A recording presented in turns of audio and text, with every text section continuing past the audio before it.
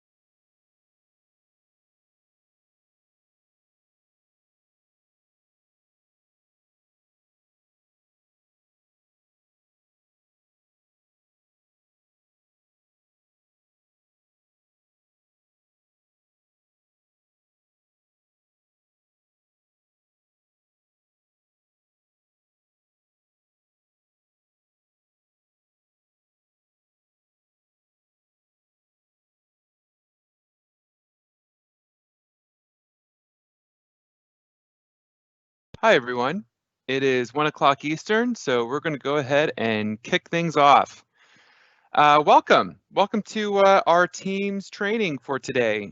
This is targeted at the federal space, and we're excited to have you here. For those of you that haven't attended one of these in the past, we're using something called live events, which we'll actually talk about a little bit today. And as you can see, the meeting style is a little bit different than when you'd set up like a standard meeting with your team. To interact with us, you'll have to use the Q&A tool. So any questions that you have top of mind right now or throughout the presentation as we move along, just pop in your question in that Q&A tool. On our side, we'll get you a response here pretty quick, and we'll also stop periodically throughout the training today to verbally talk through some of your questions and make sure that we cover everything. So today we're going to be talking about meetings, how to use Office 365, Teams specifically, to do meetings and to do meetings well. My name is Adam Shaw. I'm on the Microsoft team, our customer success team in the federal space. I work with federal civilian customers. And on the line with me as well is Shane, who will be jumping in here from time to time and answering your questions through the Q&A tool as well. A quick reminder that this is a training and a series of trainings throughout the month of August. I believe we'll be continuing these throughout September and beyond as well. But the schedule in August is on the screen here. Today we're covering smart meetings, and if you're interested in any other topics coming up over the next couple of weeks, like Teams fundamentals and productivity in Teams, which is more advanced features or best practices, feel free to join one of those sessions coming up in the future as well. All right, so let's get into meetings. So why have a session on meetings? Well, we spend a lot of time on meetings, don't we? If you're anything like me, at least you do. I know, I think, yeah, much 50% of our work life in meetings. Sometimes I feel like that's actually more on any given week. I'm sure some of you can also relate to that. And there's all different types of meetings, right? We have, informal chats, more formal, like one-on-ones with your manager, or maybe team calls, status meetings, project meetings, stuff that requires doing documentation and co-authoring, other stuff that's more or less formal and just more of like a quick chat, or larger meetings like all hands meetings. So, different types of meetings, and there's different ways that you can set them up and facilitate them in Office 365 that we're going to talk about today to make sure that your experience works. Because there are, with just a few small tips here and there, you'll be able to really have control and confidence over the meetings that you facilitate and the meetings that you host. You just need a few small tips to get there. So that's what we're going to cover today. All right, so in terms of Microsoft 365, Office 365, there's really two different types of meetings. And this is the case in Skype. This is the case in Teams. And there's the smaller, more collaborative meeting. So over here on the left, you'll see that you can have up to there's some stats below. This is a standard Teams meeting that you would host with your colleagues to chat about something. Could be internal or external participants on there. You can have up to 300 people in the call. These are very collaborative meetings, right? Like everybody can, by default, you can actually, define this if you want to, but by default, everybody can turn on their videos, they can come off mute, they can present their screen, just, all the tools that you would need to have like a close collaboration session together are available in these, smaller 300 person max default Teams meetings. This is really what we're going to focus on today is the left side.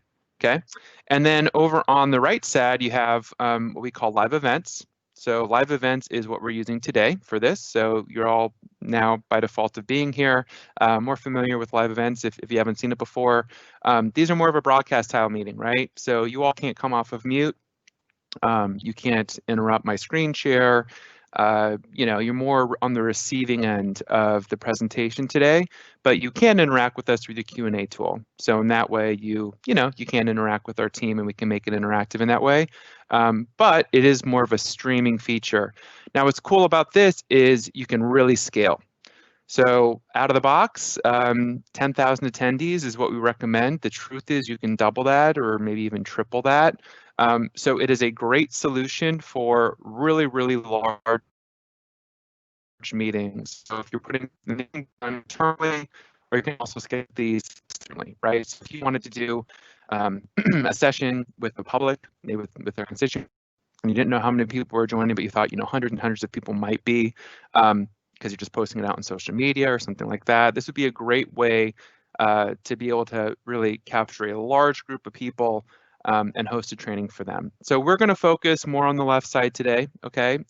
Live events is what the broadcast feature is called. We've had a live events training this month, as you probably saw on the screen before. We'll have another one in September. If you want to learn more about that, there's also stuff online. So just reach out in the Q&A tool if you need anything. But yeah, we're really going to focus on that left one today. Just a couple of slides before we get into it. This won't be a ton of slides, just so you know. We're really going to focus more on the demo and answering questions and all that. But just a couple of slides before we get there. One thing to know about meetings in Office 365 is you can do it across a variety of devices. And regardless of what device you're using or what device the other person is using, the experience should be more or less the exact same. All right, so you can see on the screen we've got, I think this is a studio, Microsoft Studio. You got a laptop, you have a phone system. So if you're in the office, if you have a Polycom system or something like that, there's some nice phone systems that are integrated as well. your mobile device through the Teams app, in this case, your iPad or an Android tablet, you could use as well, or of course, like your standard desktop computer.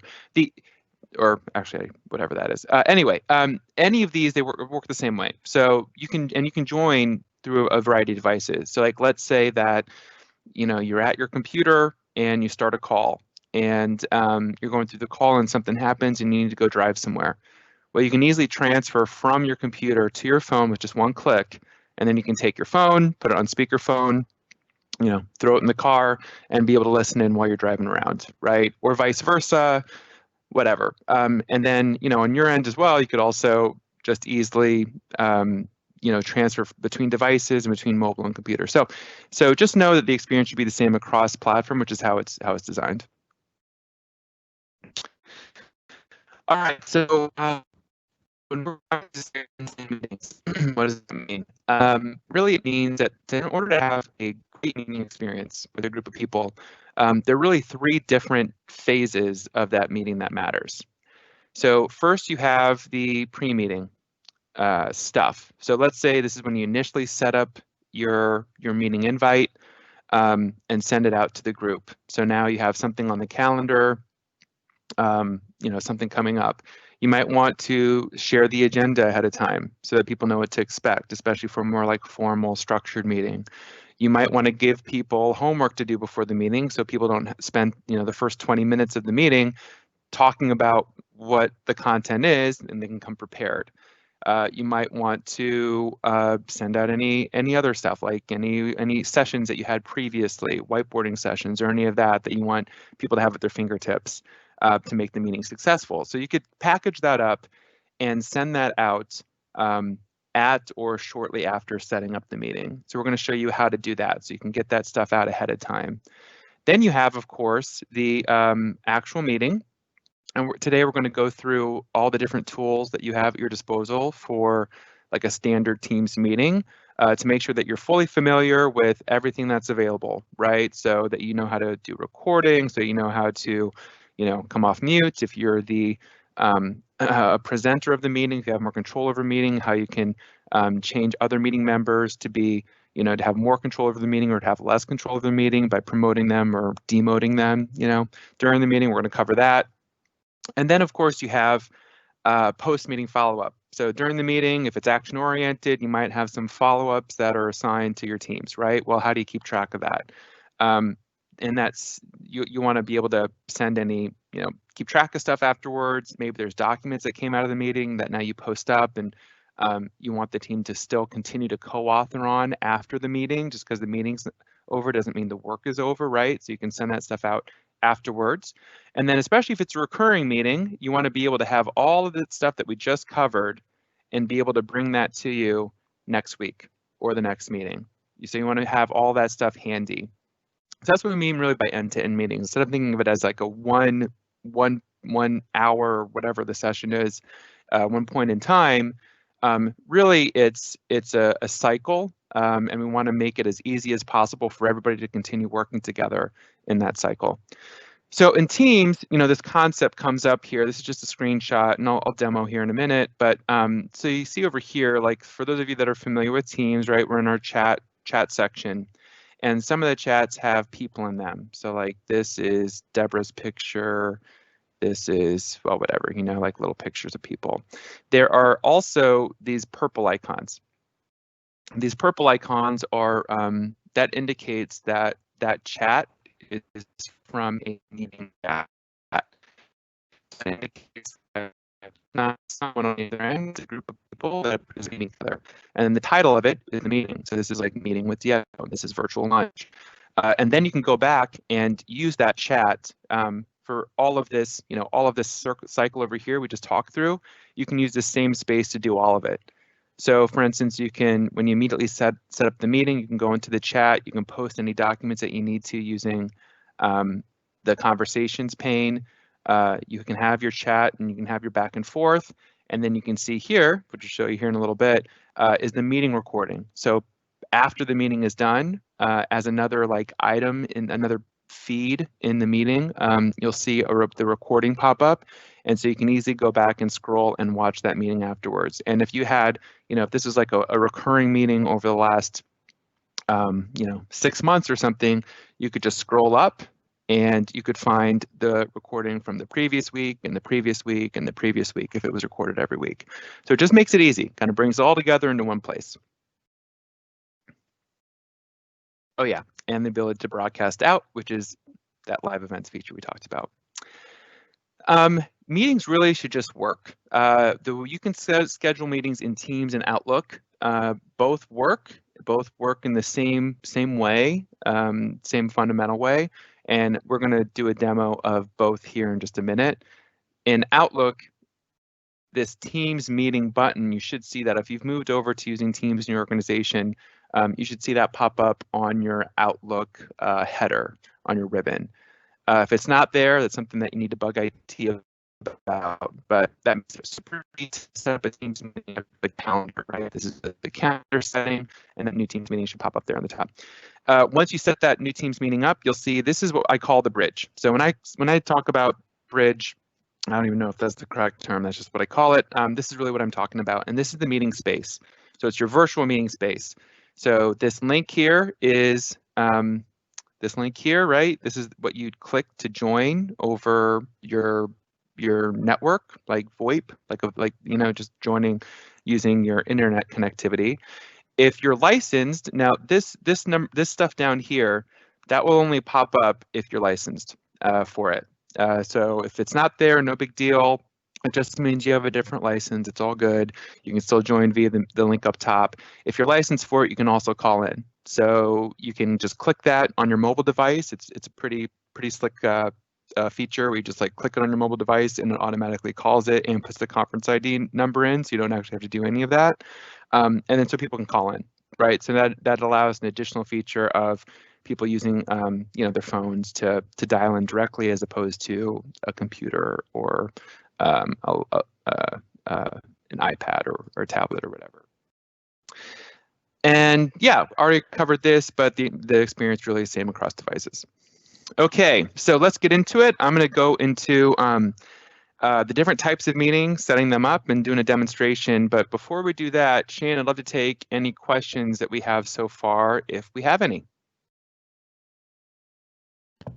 Right now, I am just answering a question about attaching documents to meetings that have already been scheduled, and I am typing out my answer right now. But essentially, you attach documents to meetings by uploading them to the group chat associated with that meeting. And then once the meeting has been scheduled, you can upload those documents at any time. And that was my answer to that. I don't know if you have anything else to add.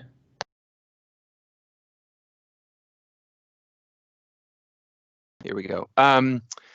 Yeah, actually, let's. I think it's easier just to talk through it here in a minute. So I'll talk about that more as we do the demo. But yep, that is definitely the answer. Good call. Okay, so when I think of meetings, I think of really 3 different broad categories that you will be planning for and you'll be participating in. Okay, so one is standalone scheduled meetings. These are like one-off meetings with groups of people, like maybe it's just like a Tiger team group of people that don't meet otherwise, or maybe you just want to have a quick call with somebody else or with a couple other people about a topic that you need to address, at one point. So these are just also external. I actually should have put that in there. Most of my external meetings are that way too. So that might be people outside of your organization. So these are like, standalone meetings that you would schedule ahead of time, and then once that time rolls around, everybody goes to their calendar and jumps in and has that meeting to interact in, right? So that's the first one. Second are more ad hoc meetings. So this is like when IMing is not enough and you want to have a quick voice chat about something or video chat about something. You want to be able to quickly spin up a meeting like a call to chat with a person or a group of people, and we'll talk through that.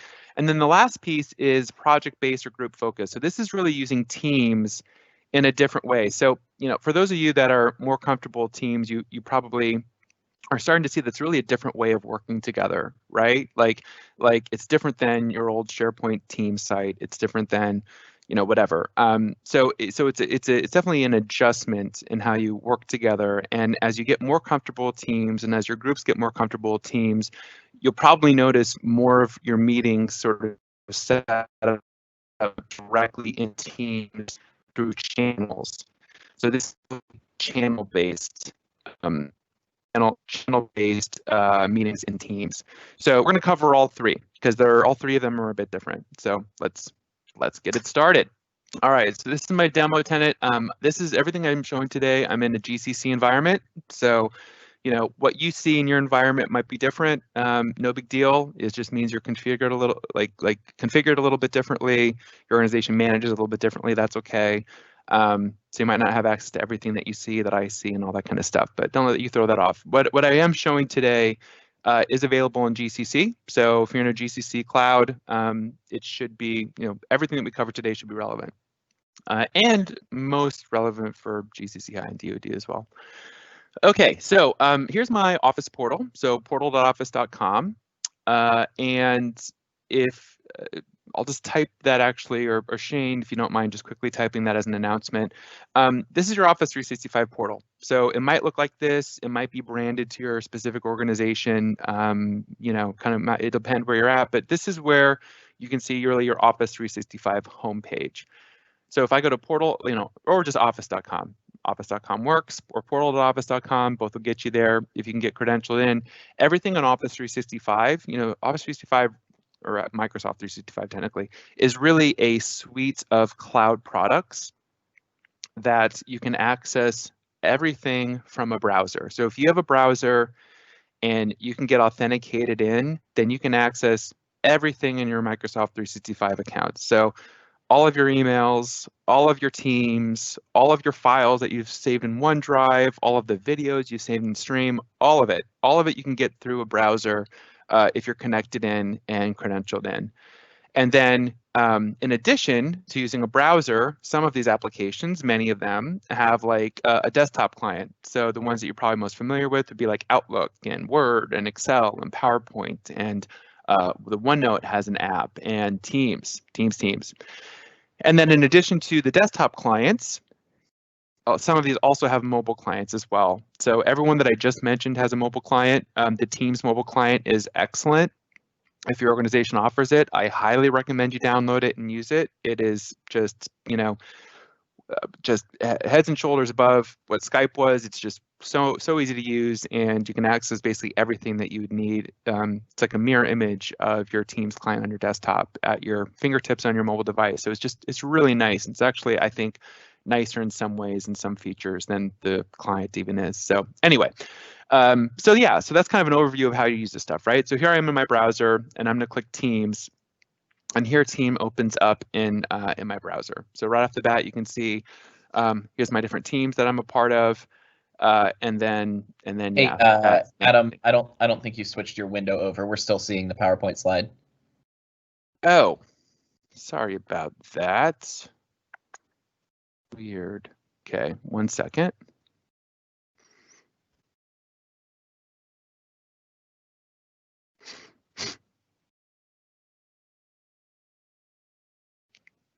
Perfect. Thank you.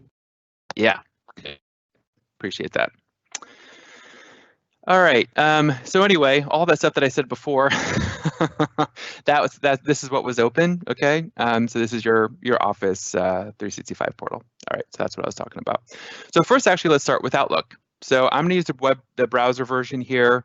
You can use whatever you can use your desktop client if you want. Either, of course, work. So here is Outlook in browser form, like my online web app. Okay, so we're talking about meetings. So let's go to calendar. Let's say that I want to set up a meeting. This is probably something that you've all done already, but I just want to kind of quickly review it and some of the options here, and then I'll show you how you can basically do all of these things directly in Teams as well. You can do them really either way. So let's set up a meeting, new event. We'll say this meeting is going to be, how about 2 o'clock today, 2 to 3. Add the title. Let's make it fun. We'll do lunch catch up. and we're going to do lunch catch up with my friend Deanna. Or actually, let's do Diego. Yeah, we'll do Diego. And then we'll put Diana on there just in case she wants to come too. Oh, I thought there was Diana in here. Okay, well, we'll put Bob. How about Bob? Yeah. All right. Okay, so we're doing this today. Do three couple things here, right? So one, if we wanted to schedule this all day, we could do that. Second, if you want to see scheduling, so this is something I use just constantly. You can find, who is available when. So by hitting that scheduling assistant, this pops up. I can see that we're all available. That actually, a couple of us have 2 o'clock. So let's actually move this to 3. So we're going to move this to 3 p.m. because I'm available here and Diego available here and Bob is available here. Everyone's available. So cool. Let's do that. Go back. If you want to add a room, you can. Some of your organizations might be set up for that. Some of them might not. But if they are, and if that's something that you use, you could actually reserve a room while you're reserving your meeting so that, your group has rights to that room at the time that you're meeting together. Obviously, in our current world circumstances that we find ourselves in, a lot of our stuff is happening virtually. But anyway, when we get back into the offices one day, you can use that feature if your organizations are set up for it. Here's the Teams meeting button. So from a browser version, this is how you make it a Teams meeting, is you just click that. So for whatever reason, I think people might overlook that, but that's how you do it. It looks a little bit different in the browser form than it does in an Outlook. Again, back to Outlook, it would be this, right? So what I'd be doing if I was using the client, I'd be clicking that button. So that's basically, just 2 different ways to do the same thing. Send this up Teams meeting, a reminder. I want a reminder 15 minutes ahead of time. Cool. It'd be nice, nice to set give people an idea of what to expect. So the agenda is, getting together over video and having a team chat. How about that? We're looking good. So I hit send. And actually, just to pop up here, this will be, this will show how it shows up on our calendars. So for me, this is going to show up as busy. And then depending on how the other person responds to it, it'll show up on their calendar the way that they respond to it. I can categorize this in different ways too. So if you use categories to, you can categorize mail and calendar meetings with colors. And I use that for like my customers, and I use that for internal stuff. And anyway, I'm part of a nonprofit. I use it for that. So that kind of just helps keep my different parts of my life, kind of at a glance. I can see what colors are happening and what I kind of really need to focus on in the next few days. So that's how I use it. The response options, this is really key. So you can choose here whether or not you want to request responses. So if you're sending out an invite to like hundreds of people, you might not want to request responses, or else you're going to get hundreds of responses back from those people. So if, for just the 3 of us, I would probably put that on. I don't mind if they forward it and we have a larger group, so I'm going to leave that as well. I'm not going to hide it because, Diego and Bob are friends, so let's just keep everybody apprised of what's going on. But if I wanted to change any of those, I could, and especially if I was doing a larger meeting to like a large organization, like an all hands to thousands of people or something, I would definitely uncheck that, the request responses, because I just don't want to get all the responses back. Yep, that's all I want to go through there. Hit send. That'll go ahead and send out that meeting. Cool. So here's the meeting now, right? If I click that, you'll see I could join it and use it immediately. I'm the organizer. If I want to see some of the details, I click that, and there it is. And so that Teams, the Teams info that I by clicking that button, now that pops up too. Okay, so let's go through, now that I set this meeting up using Outlook, let's make sure that it is configured the way that I want to configure it in Teams, all right? So this is a departure from how it was in Skype.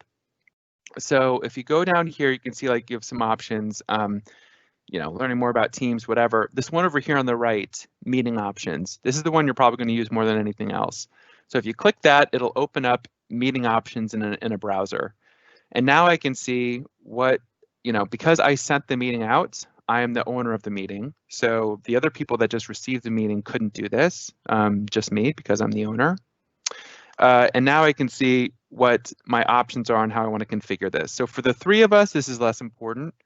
But if you're setting up, again, like an all-hands meeting for 200 people, you definitely want to configure this. You want to spend the 2 minutes, beforehand to configure this correctly so that you can manage the meeting the way you want to manage it, right? Like, how annoying is it when you have a big meeting and people are interrupting each other by presenting over one another or coming off of mute, and people can't mute each other and you can't kick people out and all of that stuff. So this is going to make that a lot easier. All right, so let's go through the options here.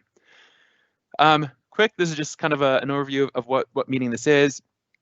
The options are pretty simple, right? There's only a couple here. First is there's a lobby associated with every Teams meeting that you set up, and you get to choose on how you want to use the lobby.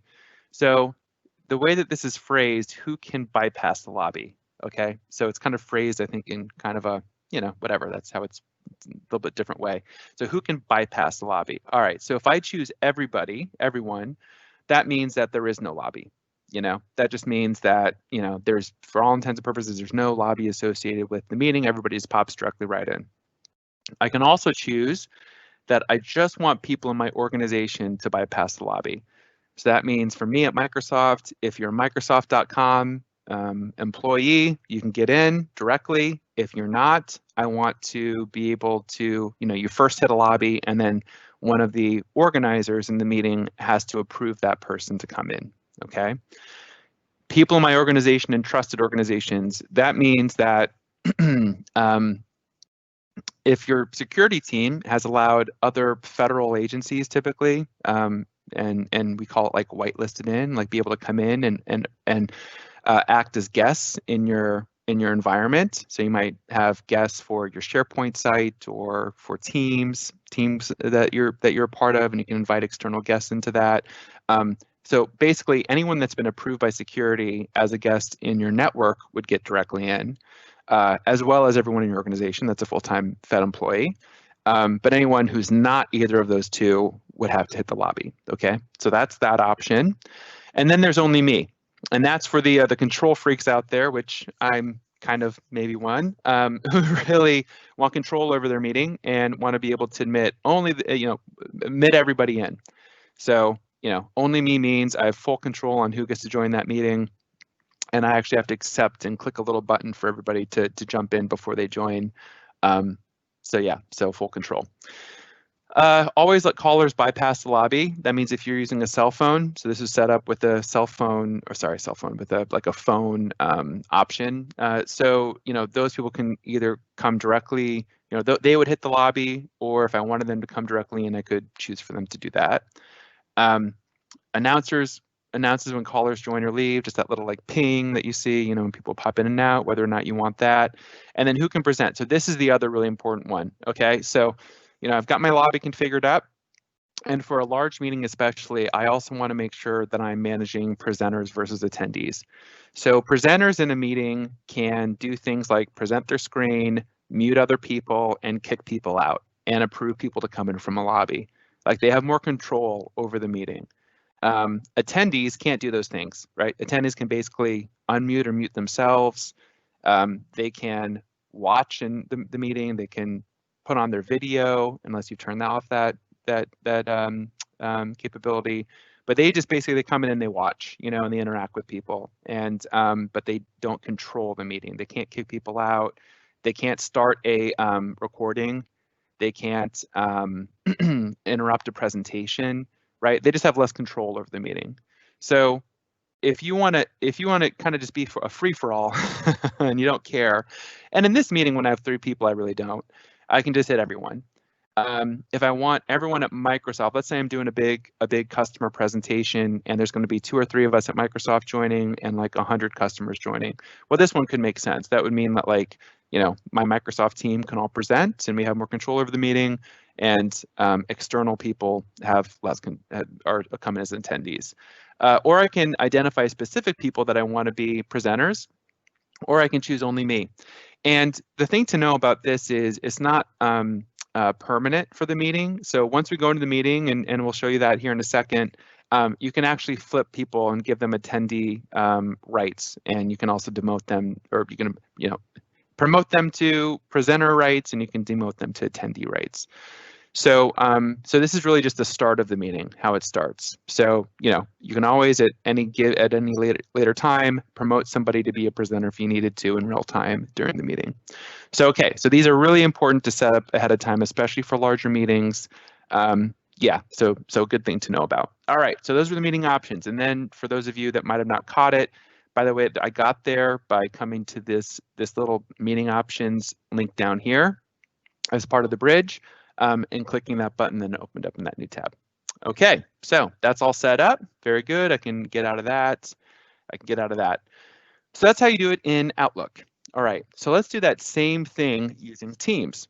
So really now, hopefully you're all using Teams more and more. You're getting more comfortable with it. Everything that we just did in Outlook, I think every single thing you can do in Teams. So you can set up, you can use Teams for internal or external collaboration and meetings, right? Now, some of you that might be managed differently where you're at, so maybe some, that's not the case, but typically for like 90+% of federal customers, certainly all my federal customers, you can use Teams meetings directly for external people and for internal people.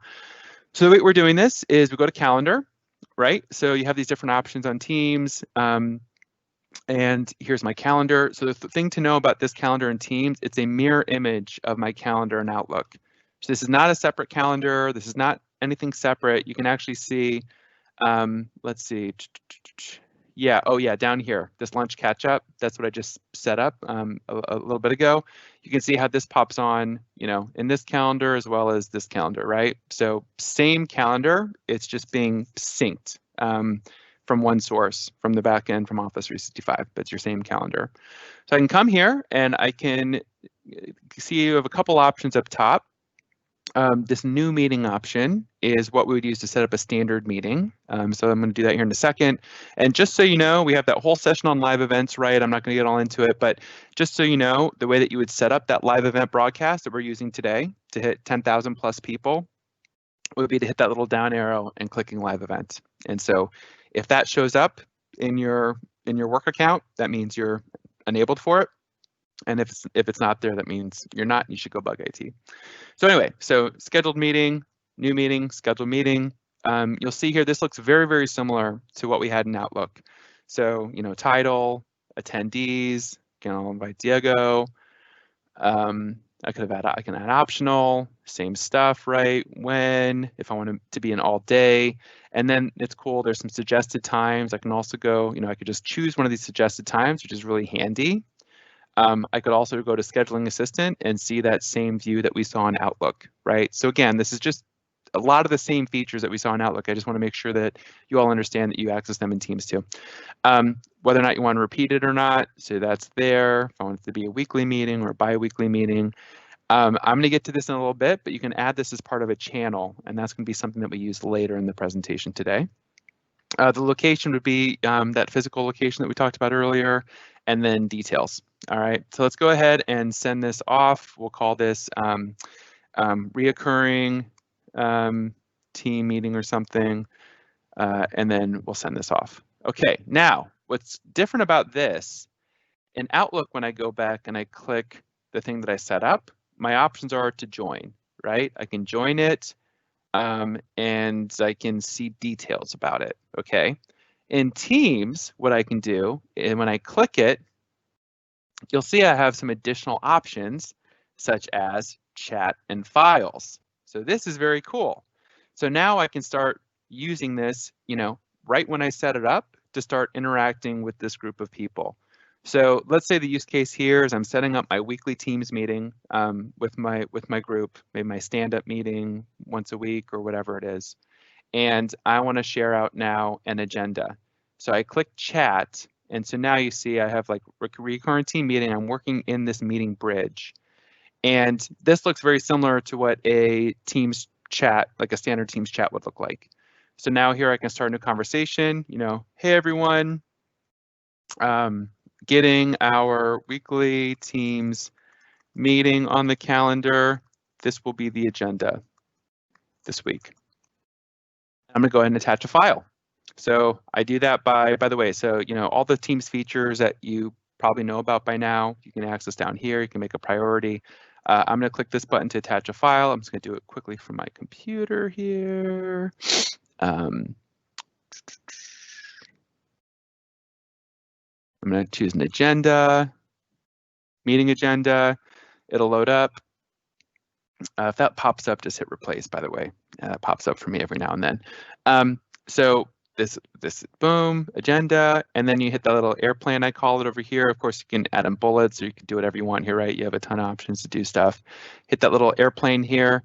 And now what I've done is I've posted up a notification to everybody that's invited in this team, and just notified them in a chat, really, that this meeting is coming up and that this is the agenda. And at this time, they can say, cool. So you see, Diego actually just responded to it. So Diego just saw this chat on his end. It popped up as a chat into Teams, just like this. So, you know, this is at the top of my chats, just like it was at the top of his chats. And now we can all converse and chat with one another before the meeting. What else is cool about this is, so you can set up, you know, so in going back to our slides here. Boy, I made a lot of scribbles. Back to slides here. This is where we're at in the in the section, right? Like right here. So I just set up the meeting, pre-meeting, sent out any agendas in real docs that you have in real time.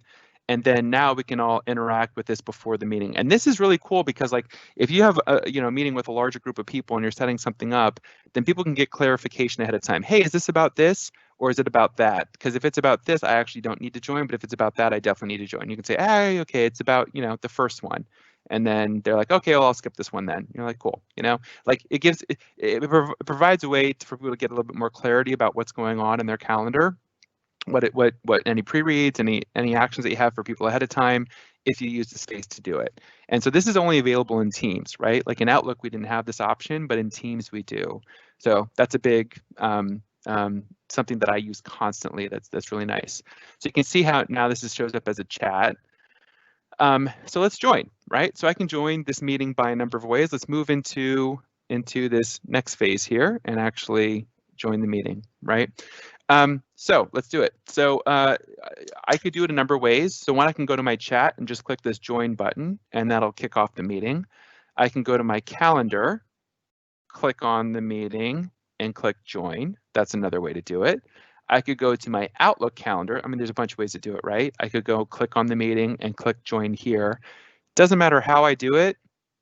It's all gonna get me in the meeting. Okay, so just different ways to do the same thing. So I'm gonna go ahead and hit join. And Diego, if you don't mind joining too, when you have a chance. Yep, I'm gonna allow that. Okay, and this will spin up our meeting. Okay, cool. So first thing to notice here, so this is what I call the powder room.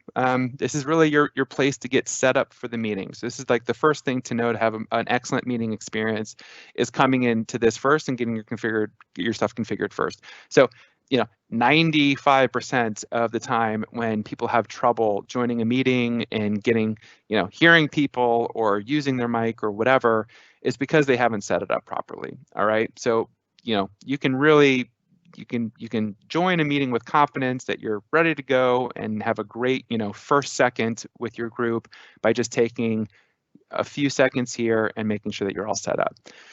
So the options here, right, are to join with video or not. So if I click that, it turns my video camera on.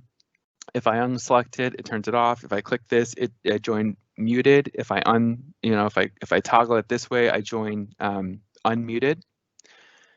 The devices here, this is the key. So you really want to make sure you're set up. So for me, I'm at my home and I have a bunch of stuff plugged in. I have a speakerphone. I have the headset that I'm using with you all right now. So I can choose how I want, what device I want to use, right? So this is for speaker. So this is what I'm listening to, like as the audio comes in, what I want to listen to that audio in. And so I can choose my headset or I can choose my speakerphone or whatever. Microphone is what I'm speaking into. So this is how I'm, you know, talking and how you're all going to hear me. So right now I have my this guy. I have my headset. So this is, you know, if I wanted to change it to speakerphone, I could do that here too. Okay. So this is just how you want, and if you wanted to, you can change it. So like if I wanted to, I don't know why I would want to do this, but I could actually like hear through my headphone and talk through my speakerphone. I don't know if that's useful, but you could do that. If you had like a really kind of elaborate setup, you could configure this however you want to configure it. But the biggest thing, if you're having trouble with audio in meetings, like the biggest thing is to test this out and use this ahead of time to get yourself set up. Same with camera. So I have both a webcam and then also the camera that's part of my computer. So I can choose which one I want to use. Right now I would use the Microsoft Camera Front. So that's the camera that I'm choosing to use. Can exit out of that. There's a couple more options down here just to kind of quickly cover.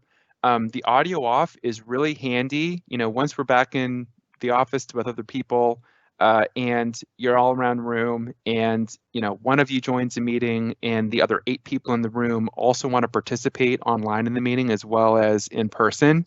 If you join with audio off, that'll ensure that you're not the person that makes some terrible feedback for the room. Like how many times have you like been on a meeting where somebody does that and then you got the sounds bouncing back and forth because and then people are frantically turning their microphones off and that kind of thing. If you click the audio off, it'll just ensure that you're joining the meeting, you can see stuff. And actually I'm going to do that.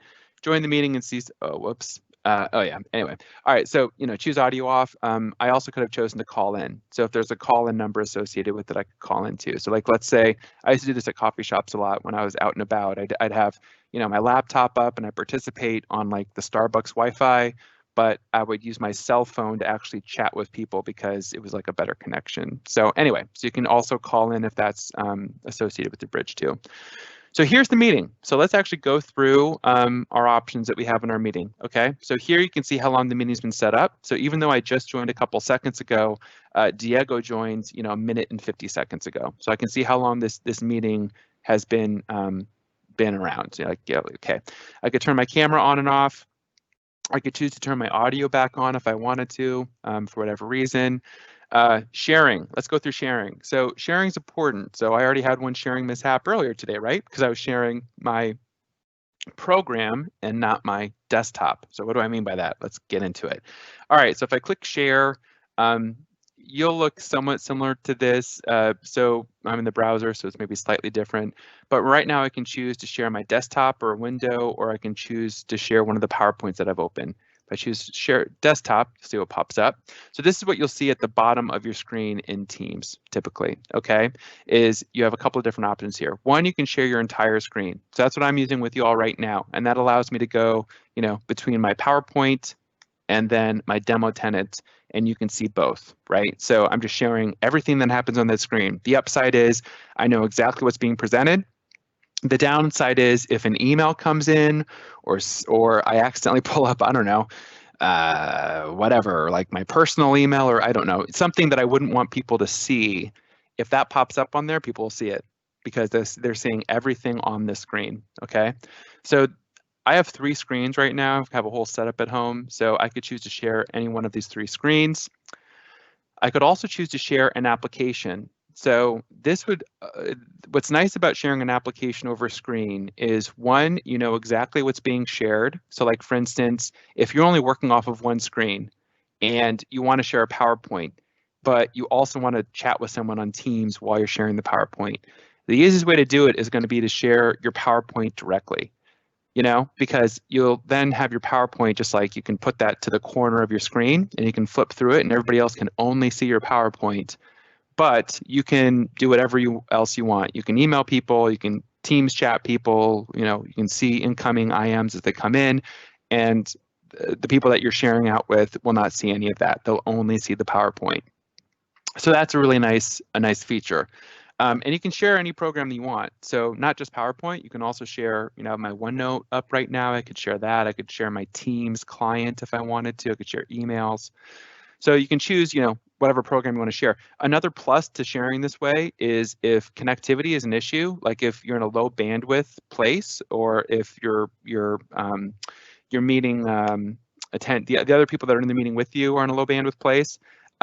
They won't be able, like sharing via this, but by application will take a lot less bandwidth. So both on your end and their end, it's a lot less to share just a program versus share every single pixel that's on my screen right now. So I can choose to share application window, and I can also choose to share Edge, my browser. So if I wanted to share my browser, I could too. Okay, so that's how you do sharing. Let's go through the rest of these, and then we'll take some questions if you have any. The ellipses pop up all over these 3 dots. Ellipses pop up all over Office 365. If you see one, click on it and see what happens, because we put a lot of stuff in there. So if you click on the ellipses here, you can come back up. You see, if I wanted to go back to doing my devices, that same view that I saw earlier in my powder room show up here.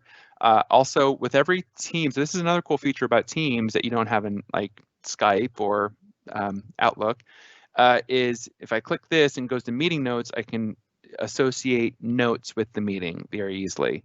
So let's say I want to take notes. I just click on this team notes. And what you'll see is if you're familiar with the wiki application, the wiki pops up.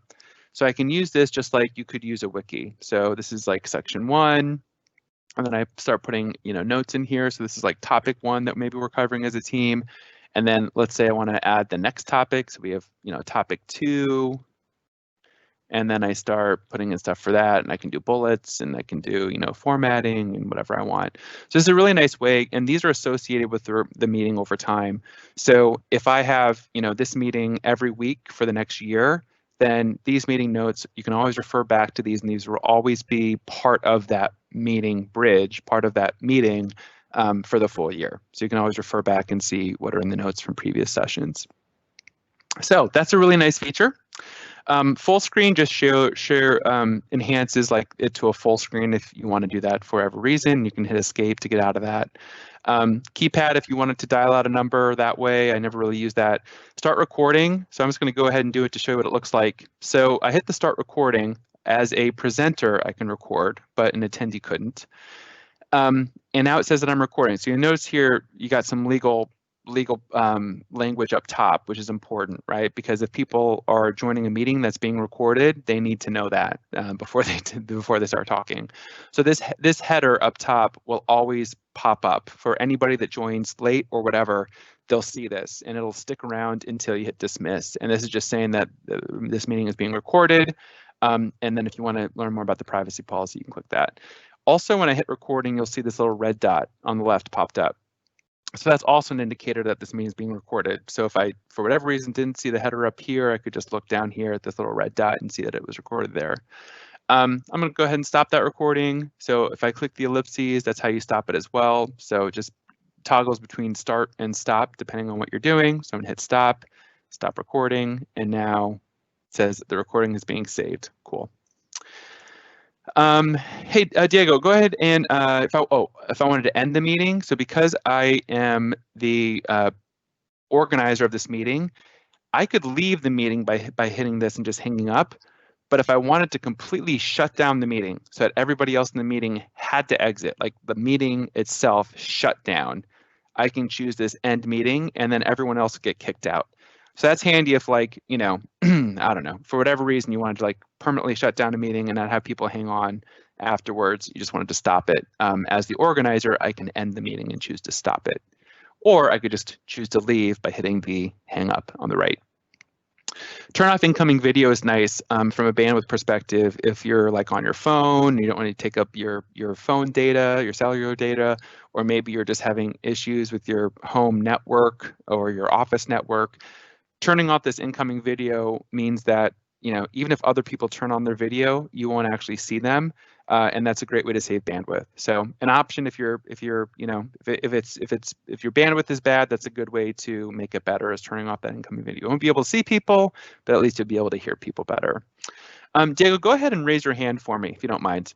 This raise your hand feature, also available in other meeting tools, as you might have seen.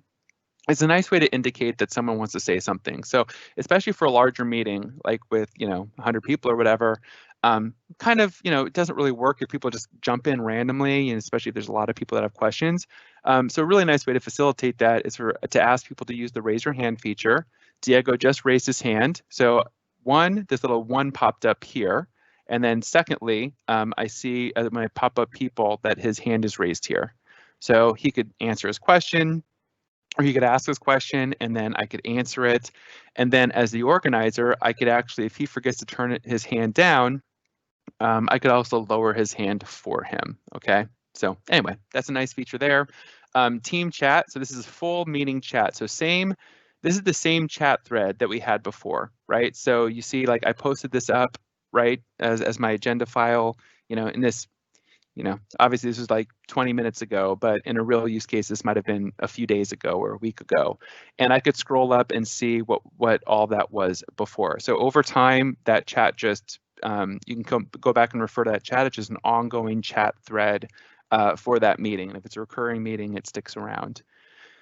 And then finally, so all that talk about, presenters and attendees, how do you actually do it in real time? Well, so Diego's in here. We're currently both in the meeting and we're currently presenters.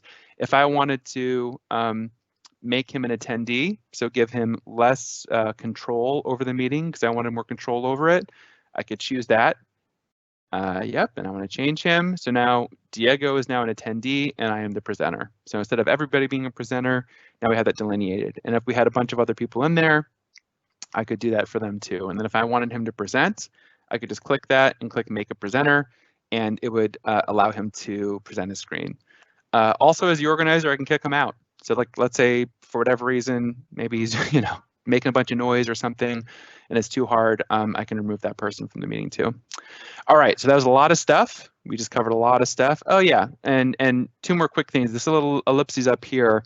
If I wanted to download the attendee list, this comes up a lot for my customers, like they want a record of who attended the meeting. The ellipses up there allow you to do that. You can download the attendee list, but you have to do this during the meeting. You can't do it once the meeting has closed, has ended. You have to do this during the meeting because it's taking a snapshot like in real time. So if you want to download the attendee list, just remember to do that during the meeting. If you forget, you won't be able to. And then you can also, if you wanted to, manage permissions, basically open up those team options that we saw before. Okay, so you could do that, easily from the meeting too. Okay, so those are all of the features that you would need to have a great meeting experience. It was a lot of stuff. So Shane, would love to take any questions from the audience if we have any. Yeah, I had someone asking about how to share your screen, but only specific program windows, and I don't think you are able to do that exactly in the web app, but if you just want to talk about that a little bit more, sharing specific screens in the screen sharing within a meeting. I think I covered it here. Was there anything else, like going, covering your screen versus an application versus a browser? They were just asking you to go over it one more time. Oh, okay. All right. Okay. Well, just quickly, the way you do it is this share tray right here. Click the desktop window, and then the second thing pops up. So I'm using the browser version. If I was using the desktop client, it would actually just be at the bottom of the client. So it looks a little bit different on your client, just so you know. But here now I can share my screen versus specific applications versus a browser. So there it is. Any other questions, Shane? I have one here that I'm wondering if you know the answer. They said, I remember back in May, they said the mic option would not work in the web browser. Is this still true? Oh yeah, I didn't actually mention that. So in order to have a good meeting experience, to be able to do everything, you should join via Chrome or via Edge. So Microsoft Edge or Google Chrome. Those are the two browsers that are going to have the best capabilities for you to join a meeting. Probably should have written that in the slides, actually. I'll do it next time. But yeah, so one of those two. So actually not Internet Explorer, not Firefox, not Safari, Chrome or Edge. And if you join with Chrome or Edge, that's what I did. I joined with Edge. So you've all been seeing Edge, all the capabilities in Edge. And it's like everything I just showed. So you have everything available that you'd need. Anything else, Shane? Yeah, there's something I want to answer out loud, if that's okay with you. Go for it. So when you record a meeting, that meeting is then uploaded to Microsoft Stream. Microsoft Stream is a service offered by Microsoft that is available or accessible via the Office portal, just like you saw earlier. I linked to the Office portal in the announcements, but essentially you get to Microsoft Stream from the Office portal, And when you record a meeting, that meeting is then uploaded to Microsoft Stream. And Adam is currently showing what that looks like. So you can follow that link, and that will take you to the meeting recording in Microsoft Stream. You can click on the ellipses, and it'll say open in Microsoft Stream. You can also share it and get the link.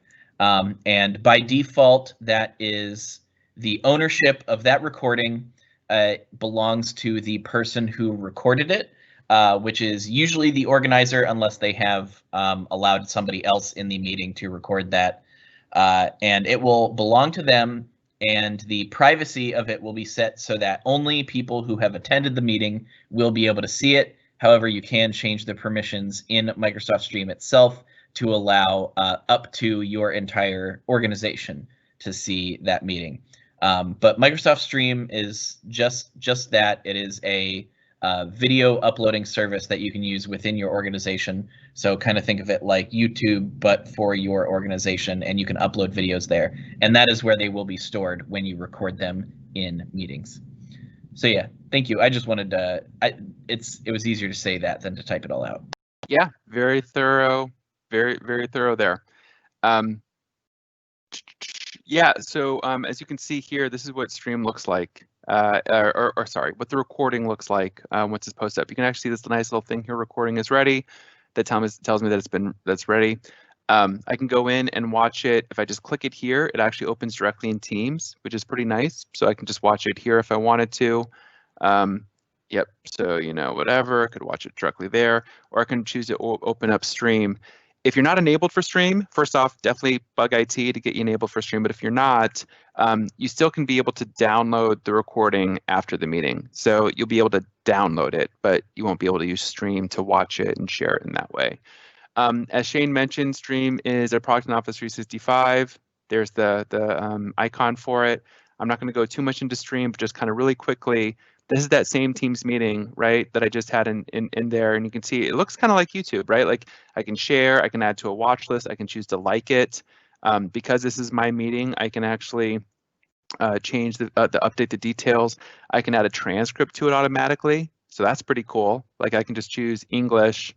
There it is. Choose English, and there'll be a transcript that's automatically created, which is great from an accessibility standpoint.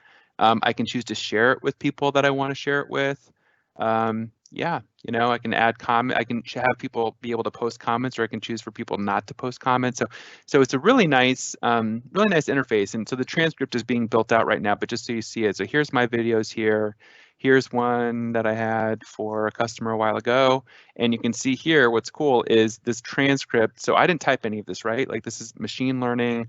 Everything that I said in this 2-hour session, long session, comes up here. So like, let's say I'm really interested in like forms. Forms is something that I covered in this session. I could put in forms, hit enter, and then it shows when I said forms throughout the session, and I could click on one of those, and it would forward me to that place to watch it from there. And look at that, I clicked it, and there it is. I was talking about forms right there. Pretty cool. So anyway, so that's Stream.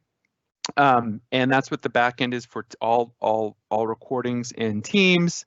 And yeah, and if this is a reoccurring meeting over time, this is how the recording shows up, and I could just scroll up and I could find the recording from the previous week and the previous week and whatever. So yeah.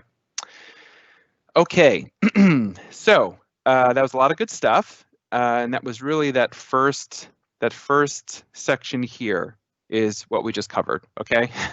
These other two sections will be a lot quicker. I don't think we have until another 30 minutes scheduled for the session. I don't think we'll use the full 30, just so everybody knows, but feel free to keep asking questions, and we'll keep answering, and we'll get through all this. The second way to set up meetings is more ad hoc. So more like less formal, more just, you're working with a colleague and you're tired of IMing back and forth and you want to spin up a chat or spin up a call. What's the easiest way to do that? Well, you can't really use Outlook to do it. You really do need to use Teams for this one, okay? So let's go to Teams and see how you do it. So in Teams, chat, so this is the chat that I've set up. You can have a chat between one person. This is totally private, right? So if you're in the chat, so this is just me and Diego, and if I'm and just Diego and I can see this, and I can have a 1-to-1, or I can have up to a 1 in 50 person chat. So I could have 50 other people in here. technically, if I wanted to. So like this lunch squad, I think, is for 4 people. So over here, over on the right, it's Bob, Deborah, Diego, and myself. We're all a part of this one. So I can say, hey everyone, looking forward to our next chat or something like that. Quick call to talk about it. I don't know. And maybe Diego will say, sure, let's do it. All right, and like let's say, so the use case here is like going back and forth. You're IMing a lot, you just want to chat about something. You don't have a scheduled anything, you just want to do a call. Okay, so really easy to do.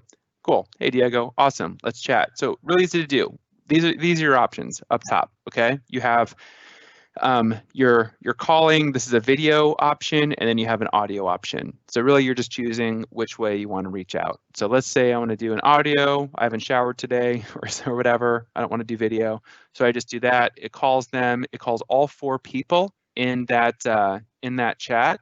So right now it's reaching out to all 4 people, and then it'll spin up a meeting exactly the same as you've seen before, right? So same deal. You have 4 people, and it shows who it reached out to.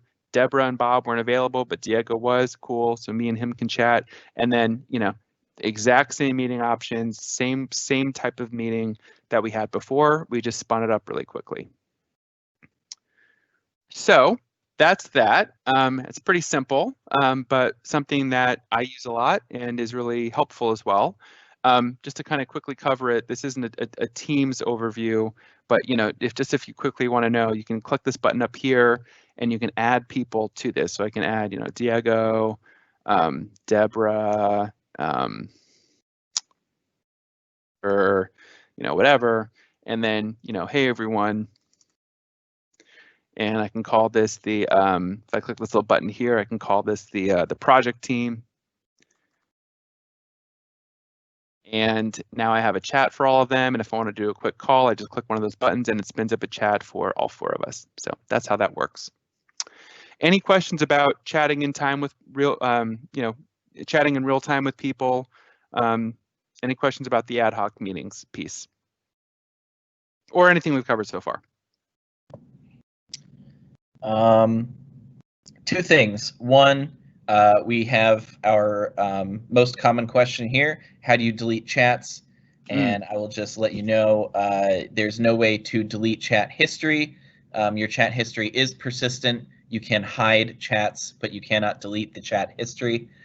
If your administrator has allowed it, you can delete individual messages within your chats, but if you want to hide the chat, like Adam is showing here, you have to go into your little ellipsis menu. You can also get to that menu by right-clicking the chat and click hide, and that will hide the chat. It will no longer be in your list, but if you were to go in and start a chat with the same people again, your chat history would come back. The other question is a little bit more complex, and Adam, I'm wondering if you have any input. Can one run a Teams meeting if connected remotely to their organization via VPN? I can join a Teams meeting when connected remotely to my organization via VPN, but I cannot join a Teams meeting when connected remotely to my organization via Citgo. I can't really speak to Citgo, sorry, but basically, if you can access your Office 365 environment, you can join and organize meetings. So I'm not sure, as some part in that chain is something's broken if you're not able to. But in terms of the actual product, like from a Microsoft standpoint, this product, like if you can credential in, if you can authenticate in, and you have connectivity, if you're on a network, you should be able to access it. So, yeah.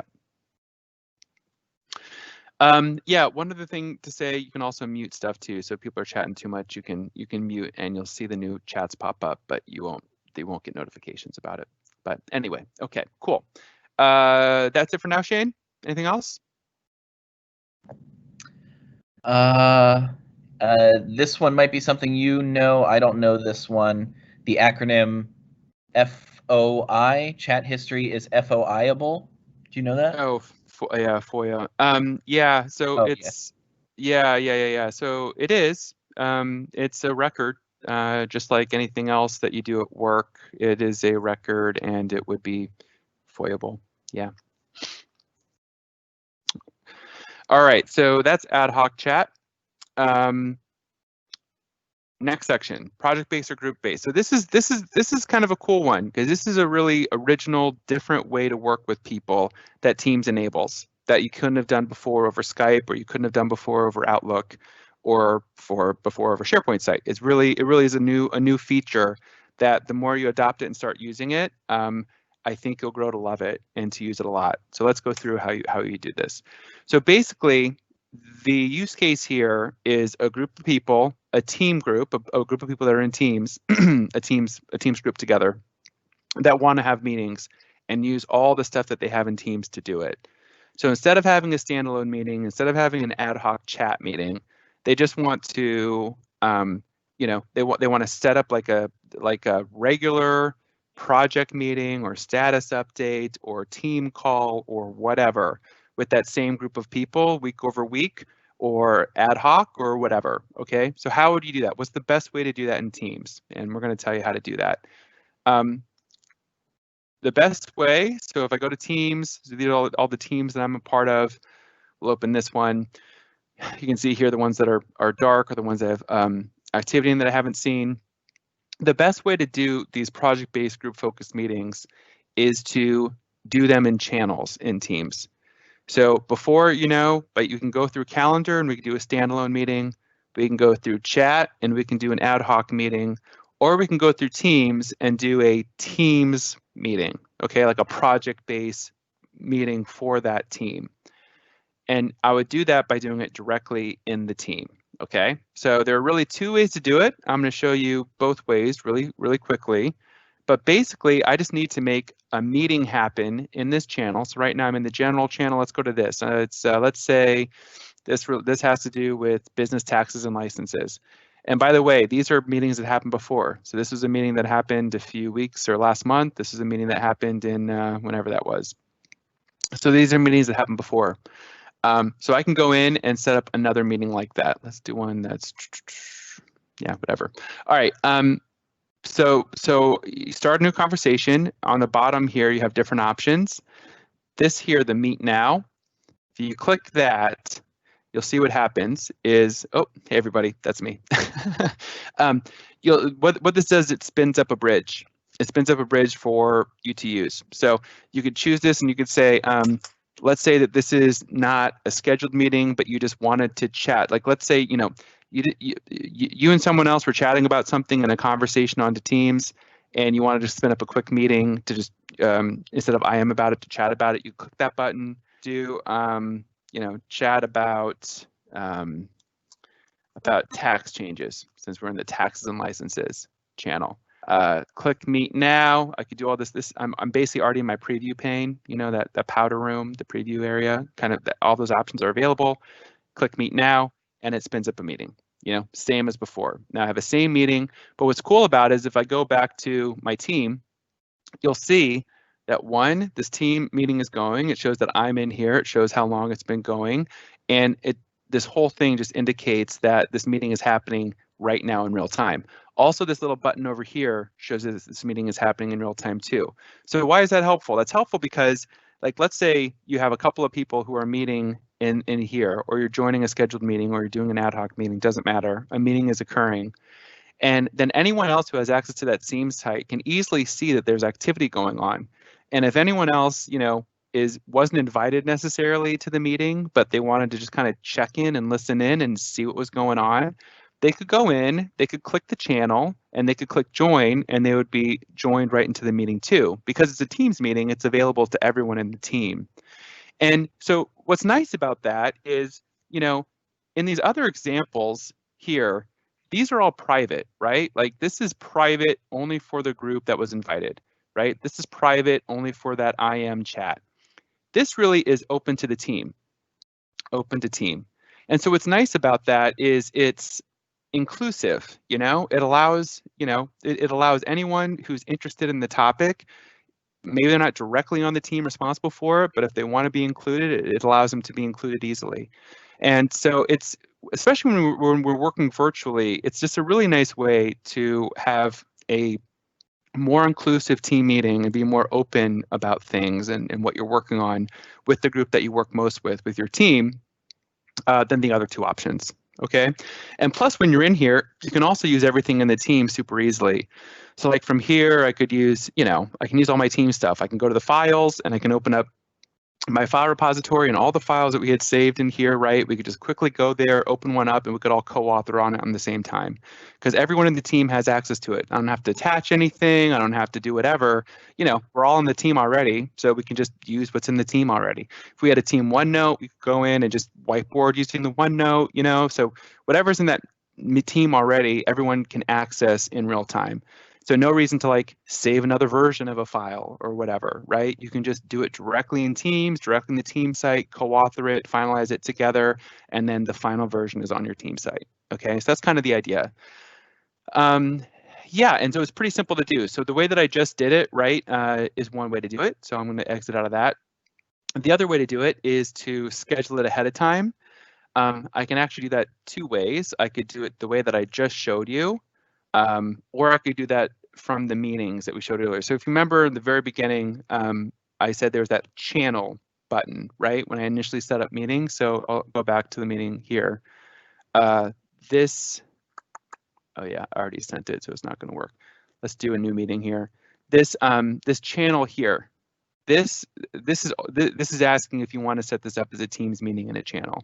And so if I had selected, I forget what team that was, whatever, it doesn't matter, CDOT, if I select that channel, now that this meeting is going to occur in that channel, right? Another way I can do that is I can go back to my team and I can click that meet now and I can click schedule a meeting instead of doing it now. And you'll see my meeting pops up automatically, or the channel pops up automatically. I can quickly put the stuff in. If I add people to here, this is something else that should know about this section. So this is specific to Teams meetings. If you add people in here, they're going to get an email saying that they're invited to the meeting. If you don't add people here, it's going to pop up as a invitation to everybody in the team.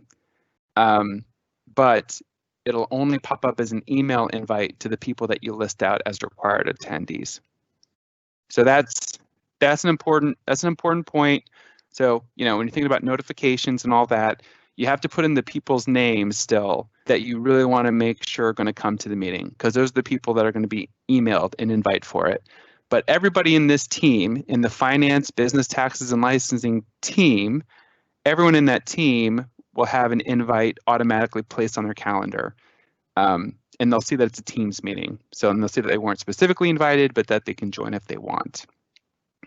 So that's how you do it. So you see, if I hit the send here, it looks basically like this, right? So this is the one that I just set up.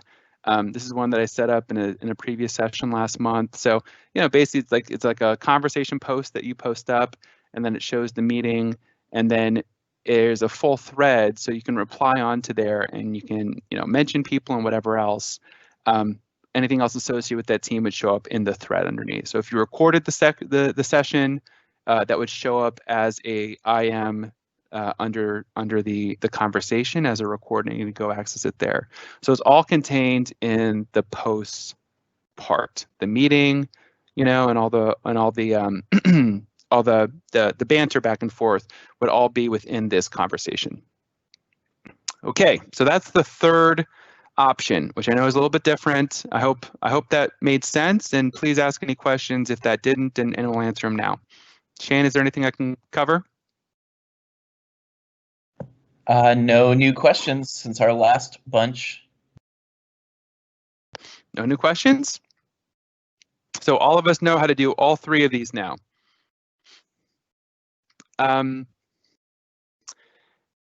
Okay, I'll run through the final slide, and then Shane and I will hang on for another 10 minutes. This is really the conclusion of the overview. Happy to stick around and do more of a demo for anything else that comes up. Last slide that I'll say, I already said this, but just to reiterate, the Teams app is really good. I'm a big fan, and you can do all sorts of stuff on it. Basically everything you can do, almost everything you do on the client, you can do on the app. So it's available on iOS or Android. And you can even, like what I'm showing here, is you can even present PowerPoints. So like if all you have is your phone, You can go in your team, open up the PowerPoint, your OneDrive or whatever you're showing, open up your PowerPoint and present it. And just in your team, or I mean on your phone, you can present a PowerPoint and flip through it and all that directly from your phone, which is pretty cool. Same with an iPad or something. So yeah, so that's really the end of the formal presentation. Shane and I will stick around for a bit to answer any questions. Please ask away, and we'll stick around until we've covered everything.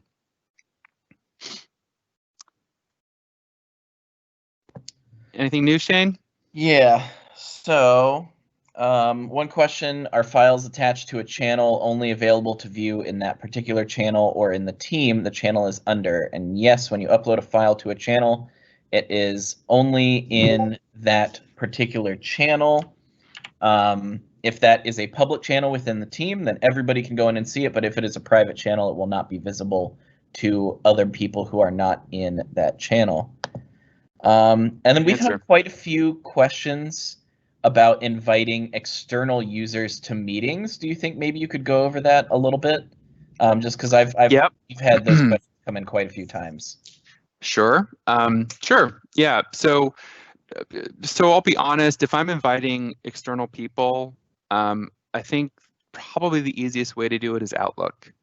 So most of my meetings that I set up that are Teams meetings with my customers, like with my non-Microsoft people that I work with, I typically use Outlook. And Outlook's really easy because you already have all the emails, compiled that you've had, just from conversations with people and from emailing people back and forth.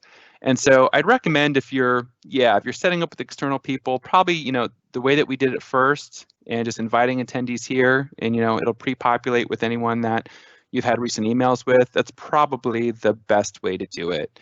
You can also do it in Teams though, just so you know, you can, it's certainly possible. You can click new meeting, and the required attendees here, you might have to type in their emails is the only thing, which I think is the extra bit of maybe that's a little bit of a hassle.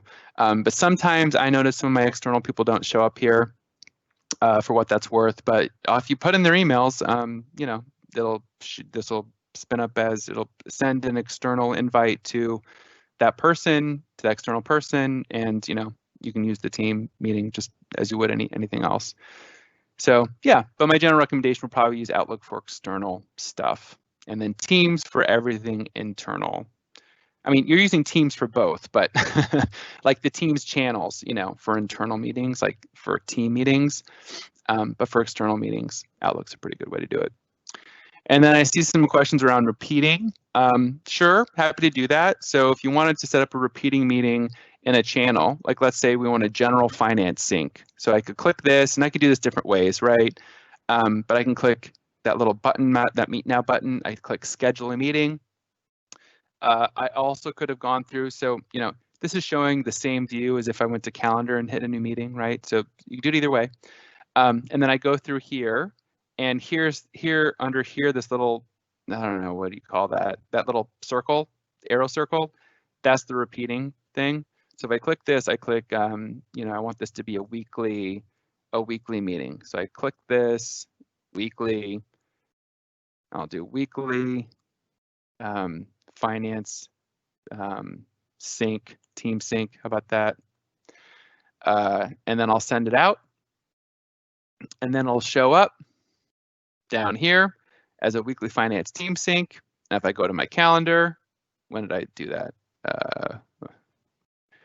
Oh boy, I have a lot of stuff on here. Every Tuesday at 2:30. So if I go to calendar, it's one of these. Yeah, there's that one. So weekly finance team sync. That's what I just sent, and that popped up on my calendar right here. Probably need to delete some of these, but that's how you do recurring meetings. Anything else, Shane? Is there a way to limit what participants are allowed to see a call recording? Yeah, so the call recording in Stream is posted up in Stream. So if you're the organizer and you record the meeting, basically it's yours, until you share it. So by default, you'll see that, so the one that like Diego and I had earlier, oh, whoops. anyway, the one that Diego had earlier, we should both be able to access. But if we wanted to share it out, I don't know what's going on. If we wanted to share it out with the larger group, we could also do that by just going to stream and going to your content and sharing it out. Yeah, it looks like I have to restart stream. Anyway, but yes, the answer is yes. Can your teammate lead the meeting if you're away? Your teammate can lead the meeting if you're away. You just probably want to make sure that they're a presenter. So before you leave, you probably want to make sure that you've promoted them to be a presenter, and then that person can help you manage the meeting if you have to step out for whatever reason. So.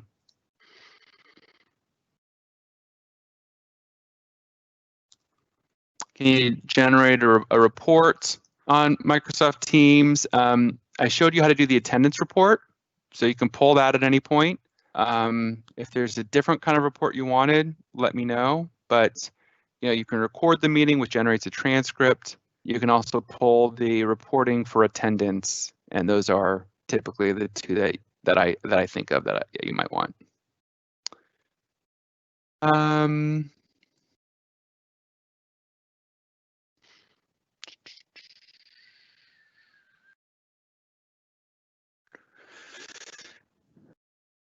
Oh, what am I using for circling and drawing my text in the presentation? Sure, happy to show that. So back to my presentation, if I'm using two screens and I present it out on one screen, and I'm using, so this is Office Pro Plus, so this is included in Office 365, just so you all know. So if you have Office 365, you have this version that I'm using. Whether it's deployed is a different story, I guess. But so here is the the presenter view. And if I click down here and I click pen, then in the presenter view, I can doodle around in it. And so I'm actually using a stylus, but I could also use a mouse. And that's how you do it.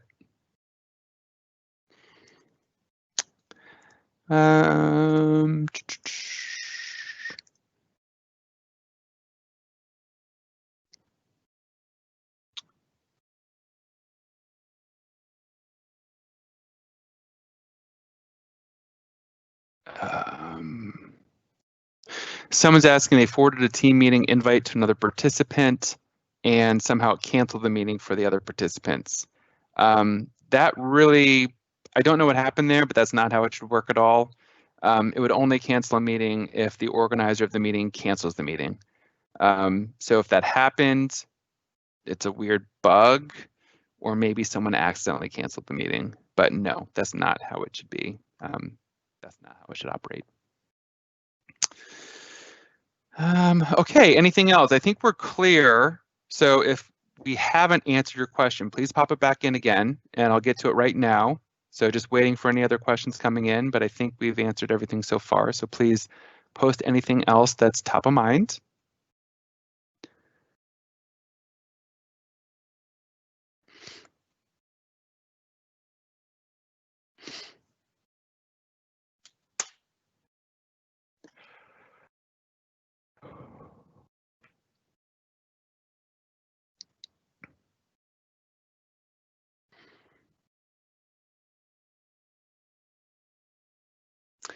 All right, we don't see any other questions, so I think we're going to go ahead and wrap 5 minutes early. For everyone still on the line, we hope this was helpful. Shane published a survey earlier. Please take a few minutes and tell us how we're doing. Oh, Shane, did you post the survey? I don't see it. I'm doing it right now. All right. All right. Well, Shane is popping up a survey right now. You'll see that pop up here in a second. Please take a minute and fill that out if you don't mind. We take that if you take your feedback seriously, and we want to make sure that these are a good use of your time. So if you have any feedback for us, good, bad, or otherwise, please pop it in there, and I'll personally take a look. With that, it doesn't look like. Can anyone see the attendee list? One more question came in. Can anyone see the attendee list? Everyone can see the attendees while they're in a meeting, so they can see who's attending the meeting in that time. Only a meeting organizer can download the attendee list, or a presenter, I believe, can download the attendee list. So Okay. Yeah, all right, with that, please, yep, Shane just posted up that form. We appreciate any feedback that you have for us, and I think we're gonna go ahead and close out. Thanks everyone for the time today, and hope to see you on another training session here coming up. All right, take care.